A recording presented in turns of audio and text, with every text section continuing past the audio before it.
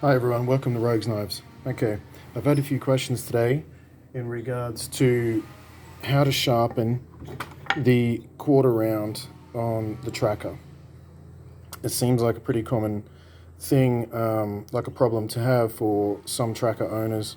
So I just want to go through a few things today. There are some options out there. You've got Lenski. I know they offer a few kind of rounded sharpening stones designed for recurve blades, but it also works for this quarter round for the tracker knife. I'm pretty sure everyone's kind of seen it, but you'll hook it into a bit of a bracket to your bench, and you'll set your bevel angle, whatever that may be, and you'll come down in a motion like this, and you'll sharpen that quarter round portion. Problem with that is, if you keep doing that, you will flatten your stone on the flat portion of the blade. It's fine for the quarter round portion of the blade. However, once you get to here, you will flatten that stone to a certain degree on the top. The other option you have is a Lenski sharpening tool. So again, it'll fit in that quarter round portion, and you can come forward or you can come back. It's really up to you how you go about sharpening your knives. And that's great. Although the diamond sharpener for me sort of removes a little bit more steel than I would like. If you're using your knife a fair bit and you're outfield and you're constantly rehoning the edge, you will remove a fair bit of steel. However, if you have a chip in your blade anywhere and you want to get that out, this is probably a good tool.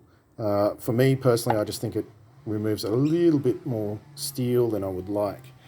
So, which brings me on to what I found was this little stone here. And as you can see, it's got like a teardrop shape. It's called a slipstone, and it's designed for working woodwork or woodworking tools. However, I find that this particular stone is a water stone, so you don't need to have any special oil or anything like that. It's just a wet stone, so it's pretty good. But what I like about this is you can see that teardrop shape. It's actually perfect for that quarter round. Doesn't matter if you come forward that way, or come back. It'll still do that quarter round. Even better is it has a flat surface. So obviously you've got your flat surface for your main chopping blade of the tracker. But let me just see if I can get this for you. You can also do the flat portion of the hollow ground or flat ground, whatever tracker you have. But as you come forward, it just automatically fits into that quarter round. So you don't have to kind of do the quarter round, say, separate with this one, switch to a flat steel to do your quarter round portion, or the straight portion of the blade. This pretty much does the whole thing. So you come through and it just slides straight away into that hollow ground portion. And it doesn't matter, you can go backwards and into the flat portion of the blade from here and back. Really makes no difference. It's getting every part of the blade of that quarter round is getting sharpened. And you're not, flattening any part of your the blade angle or anything like that. And again, on the other side, if you're ambidextrous, obviously you can just flip the stone over and go from there. Or you can just leave it how it is, swap hands. Oh, sorry, not swap hands, but just flip the knife over like you would any other stone, and just come forward again. Again, it just gets straight into that hollow ground portion. The quarter round portion. So you'll come through and it just picks it up straight away. So that's very easy, very efficient, weighs basically nothing. You could pack that, whereas something like the other Lansky, I mean, it's great, it's a great tool, don't get me wrong, but if you were going field, obviously you're not gonna, stuff around with all that. So the other thing I like about it is if, this feels like it's about a 600 to 800 grit, which is great for me. I find that pretty good, even for field sharpening. I don't think I'd go any coarser than that. I'm able to do most things with this. However, if you did want to change the grit, grab a bit of sandpaper.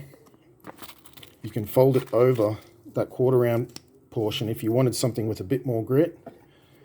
And then you've got that to do your quarter round portion. So, I mean, you could fold the paper all the way around somehow, get that kind of secure, put it on a bench or whatever you want to do. And you could, you'd have to push away with sandpaper because you might cut it. But if you pushed your way through it, and the other side, obviously, you would just flip it over, start there, and push back this way. So you could also work it like that and put whatever grit you want over the top. Or if you just want to hone the quarter round portion, like I said, then you would just start there and you just hone that quarter round portion. Okay, so I just thought I'd share that because that's, again, it's called a slipstone, and I just found that was I just find it's really handy. Also, it doesn't really matter who makes your tracker knife. There's a lot of good makers out there at the moment, so everyone's got their own little angles here and there, but you can see even with this particular tracker knife, the quarter round on this particular blade is nowhere near that particular blade, the angle. So obviously, that could probably do it, no problem. However, if you want to be a little bit more picky, you could just sort of want to suit your knife a little bit better. You've also got the thinner teardrop at the bottom. So you got thicker and thinner, well, not as round, and that seems to fit nicely just here. Sorry, I'll just go there. So you'll come down.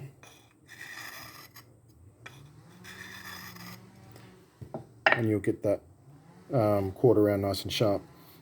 Again, this is not too wide. I think it would fit on that flat portion of just about any tracker that's out there at the moment. Like I don't think there's any trackers that are thinner than that from here to here. So that will fit. And it doesn't matter whether you push or whether you come forward, it will still sharpen. But anyway, I hope that gives you a little bit of information there in regards to sharpening. That's using the slipstone. It's not expensive. I don't know how much. I paid $5 at the markets for this one, but seems to be a very handy tool. All right, guys. Well, thanks for that, and enjoy. Bye.